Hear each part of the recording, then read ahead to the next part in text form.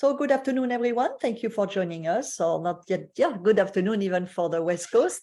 And I'm here today with Sarah Quigley from Private Travel Iceland, who's going to start the presentation by speaking a bit more about next summer, and then do the presentation. So Sarah, my dear, it's all yours. Thank you, Dominique. So yeah, we were just, myself and Dominique have just been talking and just been talking about with other agents and things and forward planning. I know we're still in summer. We're still in Iceland. We're still very much all hands on deck on the ground. And I would say we probably still got another month of sort of back-to-back arrivals. But what we did want to say is for people to start thinking ahead for next summer. We've already noticed the demand is quite high, and availability in Iceland is always tight because of the limited sort of properties. So if you've got clients who are interested or it's on their radar, I would push for them to get in. Just for an example, today I was working on inquiry for June, and it was just for 2 rooms. And I needed 2 nights in one hotel and 4 in another.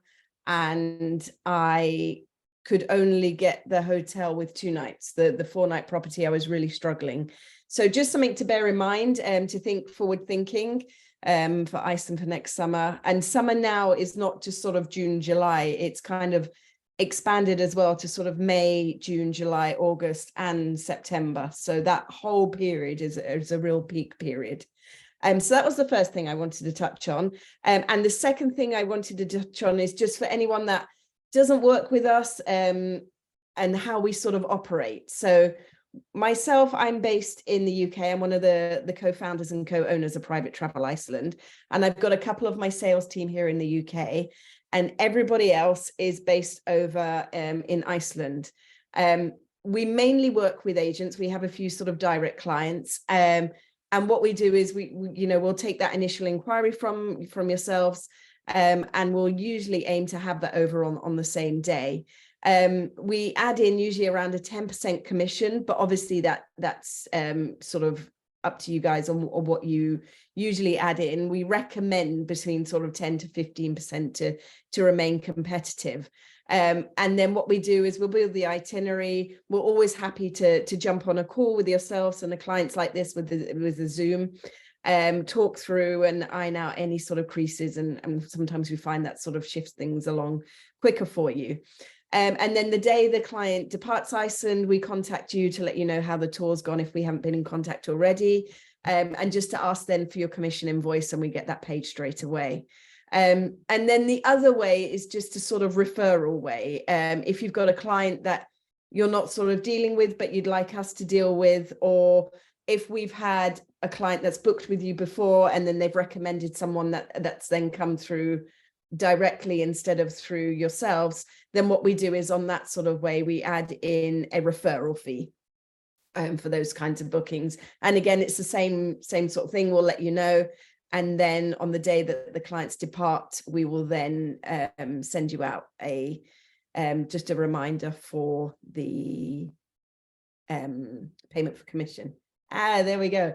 Voila, as Dominique would say.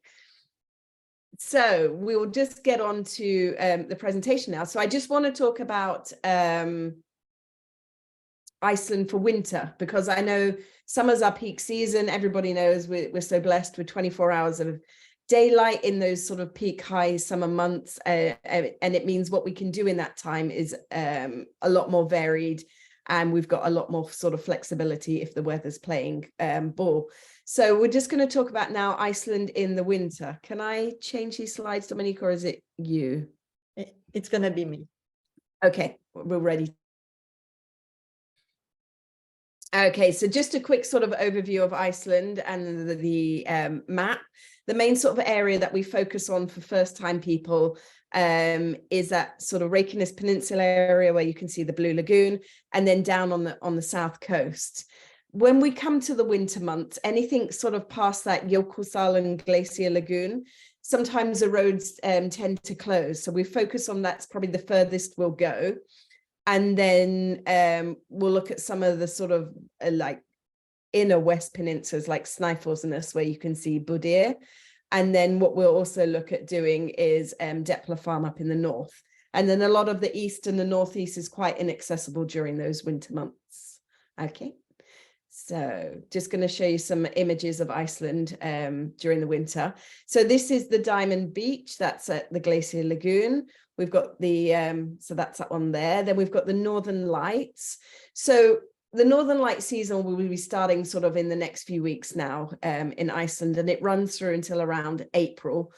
Obviously, it's something, you know, we can't guarantee. There's no way that if you said, if my client came in February, are they going to see the Northern Lights? There's just no way that we could say a sort of yes or no.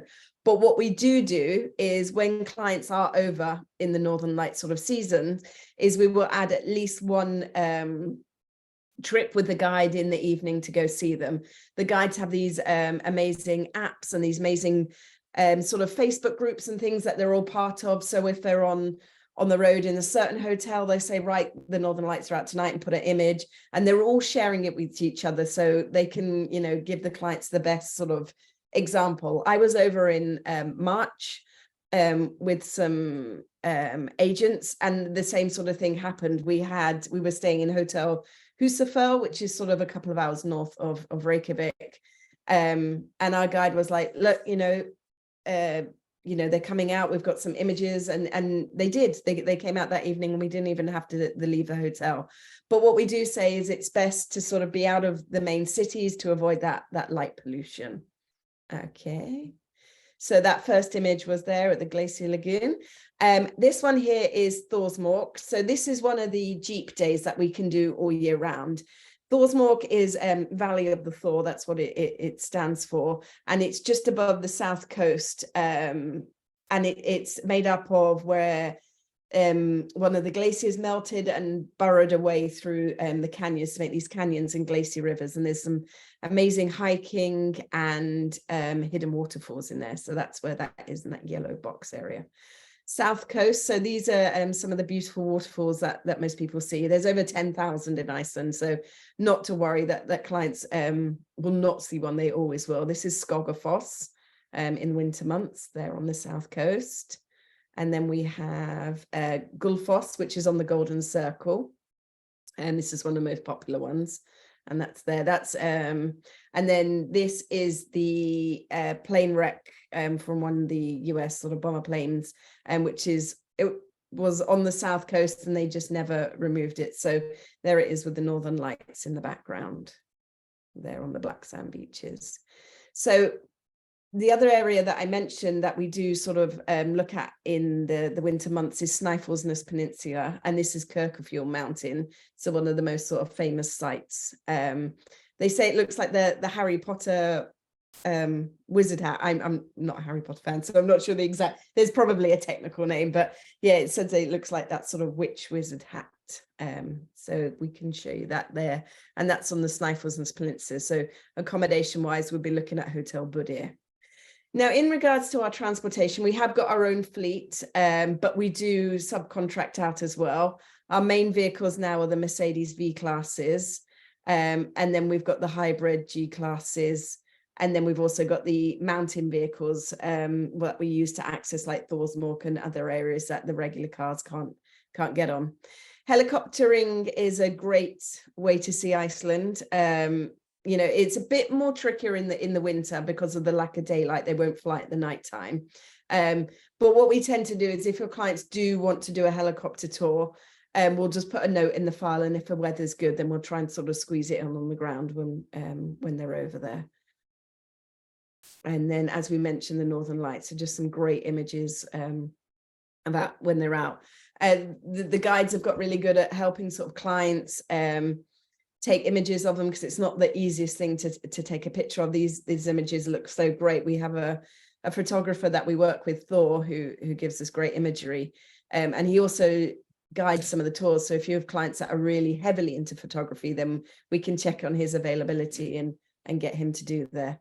So as well as doing the main sort of sightseeing days like Snæfellsnes or the Golden Circle or the South Shore, we then put in extra activities. So as I mentioned, we've got the Jeep ones. So these are sort of modified Icelandic vehicles with the big sort of 32 to 46 inch tires on them, and they can access areas that sort of the regular cars can't. Then we have other activities that we can do. We can do ice walking and climbing, snowmobiling, and there are activities that can actually be done all year round, not just in the winter months.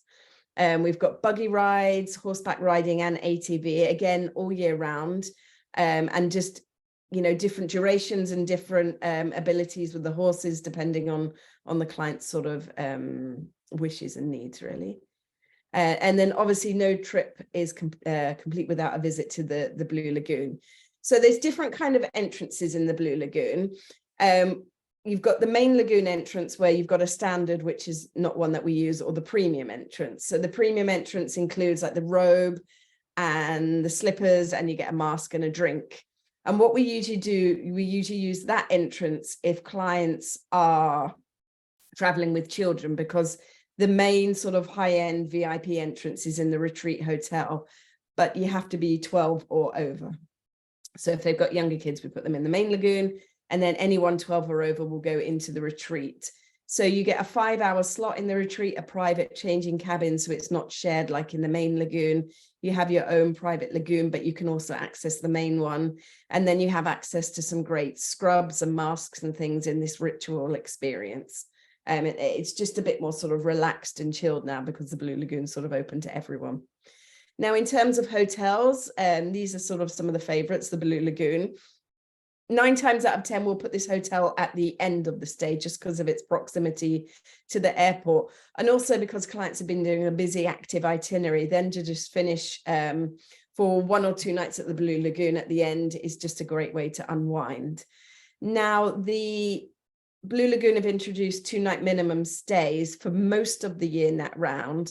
I think it's October and November, they've got just the 1 night. And then for the rest of the period, it's 2 nights, and it probably will change next year to 2 nights. We've got Depler Farm up in the north, which is 11 experience property. This is a property where everything's all included, the food, the drinks, and the activities. We have a call with Depler and the clients and yourselves before to work out their program and what they'd like to do beforehand, just to get all of that scheduled in. So just images of it there at the nighttime, as you can see, that's on that northern peninsula there. Then we have the Foss Glacier Lagoon, which is our sort of hotel of choice if we're going as far as the Glacier Lagoon, because it's quite a distance to drive in a day. So we always have 1 or 2 nights there. They can see the Glacier Lagoon.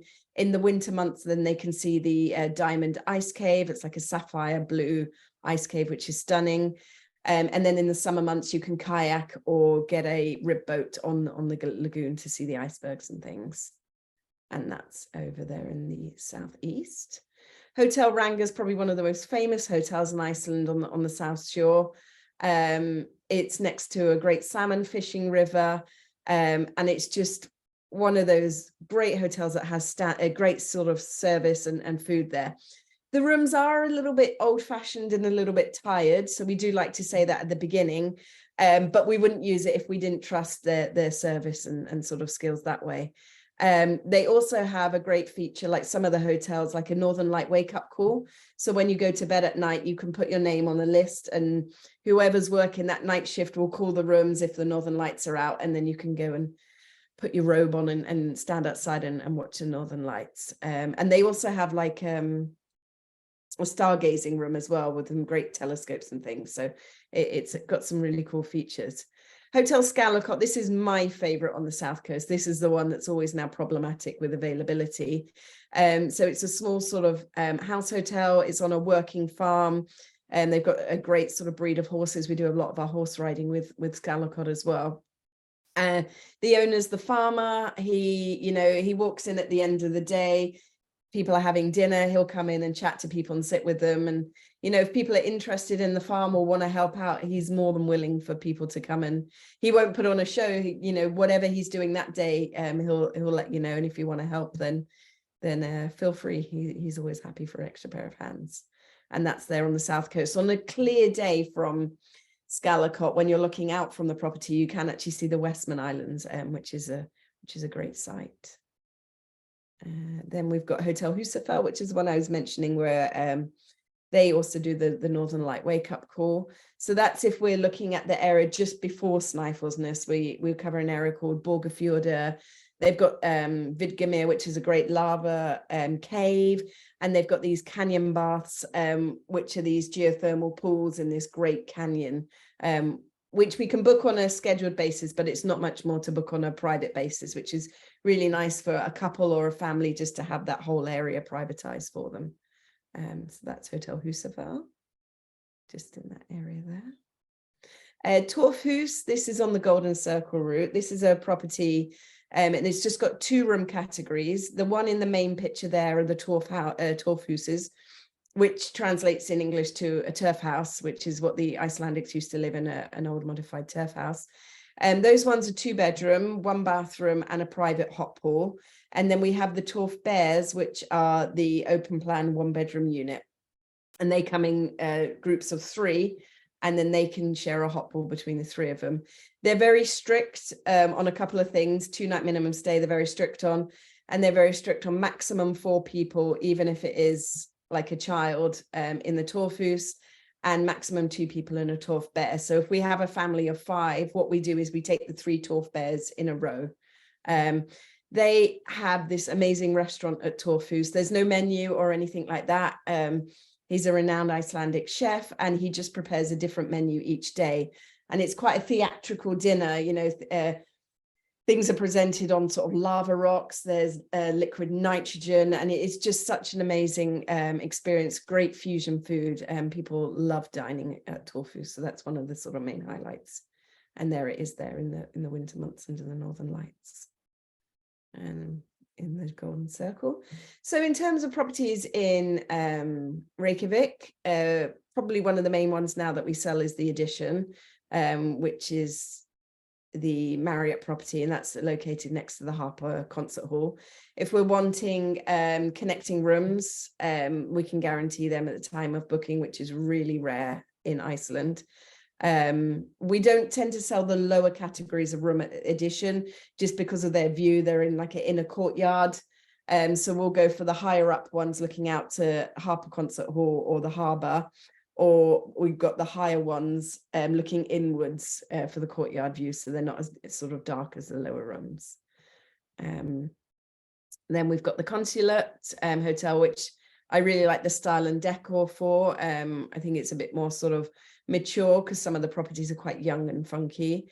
So that's one of our go-to properties. And then we have Sand Hotel. This is my favorite. It's a bit more sort of boutique-y property. We don't sell the lowest room category just because of its size. Icelandic bedrooms aren't really renowned for their size anyway, but we'd go for a superior upwards. And it's just a bit more sort of chic and homely. But it doesn't have the facilities of like a sort of mainstream hotel. It's quite sort of basic in what it offers. Canopy by Hilton is more sort of a younger vibe. It's got a great lobby bar, really good buzz and feel about it. Bit more contemporary. And then just some of the special moments really we've done over the years. We're in the moments of actually producing a few things this month, which we'll be able to add to this portfolio, which is exciting. But we've had the Harper Concert Hall, we've hired it out privately with the Icelandic Philharmonic Orchestra. We can arrange some amazing sort of bespoke dinners in tents, in caves, in picnic areas, on glaciers, Game of Thrones sort of stag parties. These guys came over from the UK. We got them dressed up. We left them in the middle of nowhere. We gave them some coordinates to then find a venue where we had a private chef set them up a dinner and things. So that was good fun. This was the dinner actually. So there was a private chef doing dinner there and a DJ, which was really cool for them to have their party. And as I mentioned, some of the other sort of dining options that we can do, Viking experiences, private camps on land or on glaciers, just an idea of what they sort of look like inside. Hiring out inside the glacier where we can have a drinks thing. This is one of the things actually we're working on at the moment for a launch of a drinks brand, which is really exciting. Inside the volcano, which is a dormant volcano that never collapsed in itself, we've hired that out for proposals and things. So that's just in a nutshell who we are and what we do, and thank you for listening. Thank you very much, Sarah. I think we did very well with the presentation.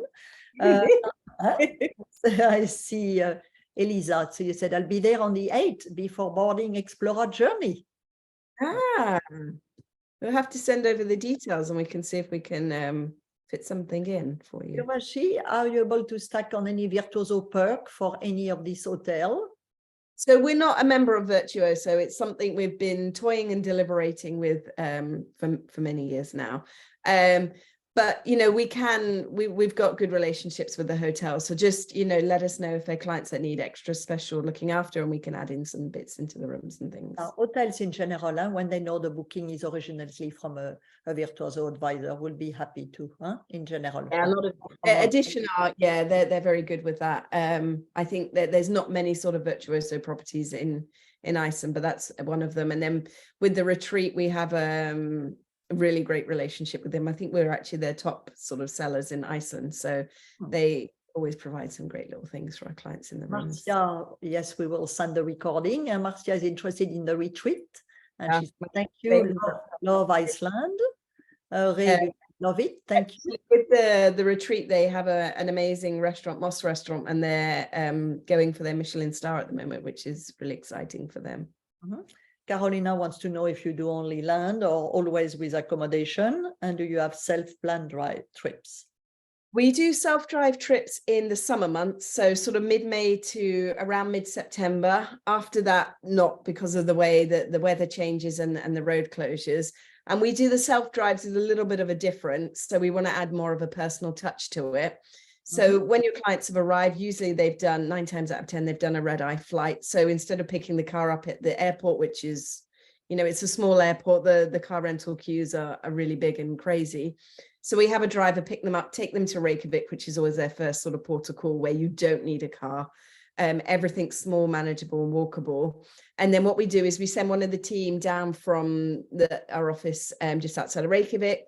They'll sit with your clients, they'll go through the itinerary, they'll go, you know, they'll get one of the maps out and they'll just talk about do's and don'ts of driving in Iceland.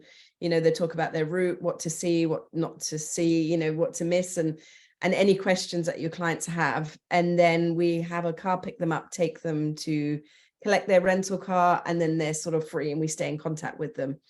And then also as well, there's a few areas like with those Jeeps that I talked about earlier, that self-drivers can't access with their vehicles. So we'll send a driver guide down for the day, gives them a day off driving, and then they can see places that they wouldn't normally be able to see on a self-drive trip. All right. Marcia is wondering, she said she's going to be there on September 7th at the Borg. Elisa will be at the edition, but I've not booked any excursion. So, yeah, email me. Sarah, you're going to email everyone and send them, of course. Yes, I'll email everyone tomorrow with the presentation. So any questions or anything, then Elisa said, I plan to promote from next year. Then I think indeed it's good to start now. Yovashi, would you kindly share the presentation? Yes, and image for social media. Yes, yeah. she will.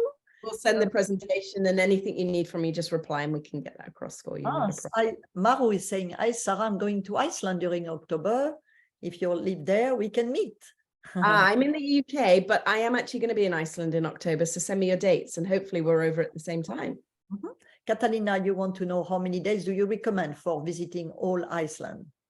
Wow. I mean, we can do anything from 5 days up to 3 weeks. You know, I think, you know, if you come over 5 days, you don't feel like you've missed anything, but the more time that you give us, the more that we can show you. But 5 days already, you feel that people are not going to feel they miss anything. So that's good. No, and usually people then just want to come back. So, so Suzanne, you said it looks amazing. Thank you. And Annette, great information. Can't wait to share it with my clients. Voilà. Perfect. So I think we have answered all the questions. I don't know if there is anything else. And Sarah, thank you very much for your time. Half hour. That's perfect. You know that all our video, not only Sarah will send you hers, but you can always go to Dominique Debay, our YouTube channel, Dominique Debay Collection, and you can see all past webinar we have done and see all this, listen to all these recordings. So thank you very much, everyone. Buenas tardes, boa tarde. I know we have buyers and advisors from all over the Americas. So thank you for joining us. And Cathy, Martial, you said thank you. Cathy, thank you. Marilyn, thank you. Suzanne, you want to know, can you briefly tell the difference between North and South? It's quite hard to, the whole of Iceland is so completely different. From the east to the west, you've got different kinds of dramatic scenery. Obviously, the south is renowned for sort of the black sand beaches and those waterfalls along the beach. Up in the north, you've got some great sort of fjords. If you want to do whale watching, it's a lot better to do in the north than from Reykjavik. And then it's a bit more sort of moon-like landscape. I know that NASA have come over and did training to practice sort of moon landings and things in Iceland. And then the waterfalls are sort of bigger and more vast. And there's less tourists in the north. So that's a good tip. Good tip. All right. Thank you very much. Oh, I see one more. Thank you, Sarah, Susanna. All right, Sarah, have a good evening for you and a good night. And Good day. We'll see you again. I think tomorrow we have another webinar. Thank you. Bye-bye, everyone. Bye. Bye.